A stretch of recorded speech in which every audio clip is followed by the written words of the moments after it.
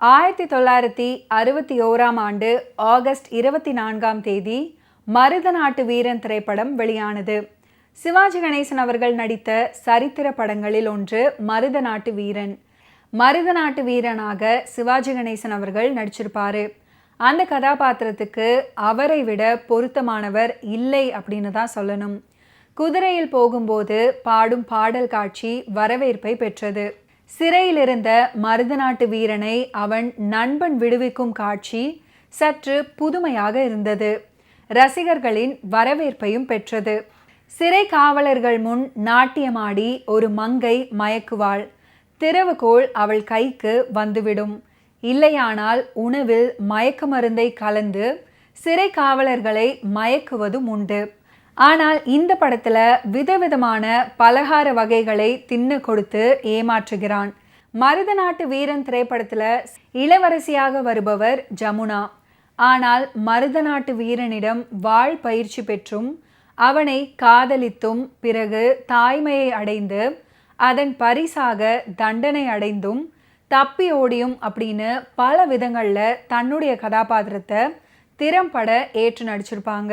மருதநாட்டு வீரன் திரைப்படத்தில் அலாவுதீன், மஹாவுதீன், இக்ராம் கான், ஆஷா இவர்களெல்லாம் திரைக்கதைக்கு விறுவிறுப்பை கொடுத்திருப்பார்கள். காமெடி நடிகர் ராமாராவ் இந்த படத்தில் நடிச்சிருப்பாரு. ஐயா தெரியாதையா அப்படின்னு கூறியே தெய்வ பிறவியில் தம்மை எல்லோருக்கும் தெரியும்படி செய்து கொண்டவருக்கு இந்த படத்திலையும் நல்ல கதாபாத்திரம் அமைந்தது. மருதநாட்டு வீரன் படத்தில் நடித்த ஜமுனா கன்னடத்தை தாய்மொழியாக கொண்டவங்க. அவங்க சிறுமியாக இருந்தபோது நாடகம் நடிக்க வந்த நடிகை திலகம் சாவித்ரி அவங்களுடைய வீட்டில் தங்கியிருக்கிறாங்க.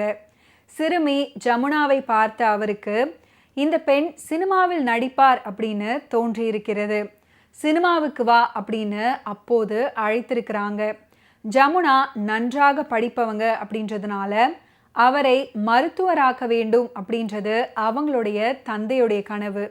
இந்த விருப்பத்துடன் ஜமுனாவை தனது மருத்துவ நண்பரிடம் அவர் அறிமுகப்படுத்தியிருக்கிறாரு. அவர் வேறு யாரும் இல்லை, நவீன தெலுங்கு சினிமாவை வடிவமைத்தவர்களில் ஒருவரான கரிகாப்பட்டி ராஜாராவ். அவர் ஜமுனாவின் திறமையையும் அழகையும் பார்த்து தன்னுடைய நாடகத்தில் நாயகியின் தங்கையாக நடிக்க வச்சிருக்கிறாரு. அதுக்கப்புறம் அவரது புகைப்படங்களை ஹிந்தி படங்களில் பணியாற்றி வந்த தன்னுடைய நண்பர் ஒளிப்பதிவாளர் VN ரெட்டிக்கு அனுப்பி வச்சிருக்கிறாரு.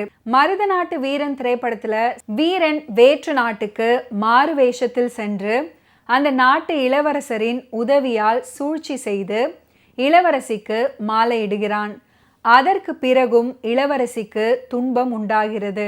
பெற்ற மகளை சந்தேகித்த தந்தை மரண தண்டனை விதிக்கிறார். அவளை வண்டியில் கட்டி இழுத்து செல்லும் போது மக்கள் அவளை கல்லால் அடித்து துன்புறுத்துகின்றனர். ஓகே வியூவர்ஸ், இன்னைக்கு நிகழ்ச்சியில் நடிகர் திலகம் சிவாஜி கணேசன் அவர்களுடைய ஃபிலிம் கெரியரில் நடந்த பல இன்ட்ரெஸ்டிங்கான விஷயங்களை நீங்கள் பார்த்து தெரிஞ்சிருப்பீங்க. மீண்டும் அடுத்தடுத்த எபிசோட்ஸில் சந்திப்போம். நன்றி, வணக்கம்.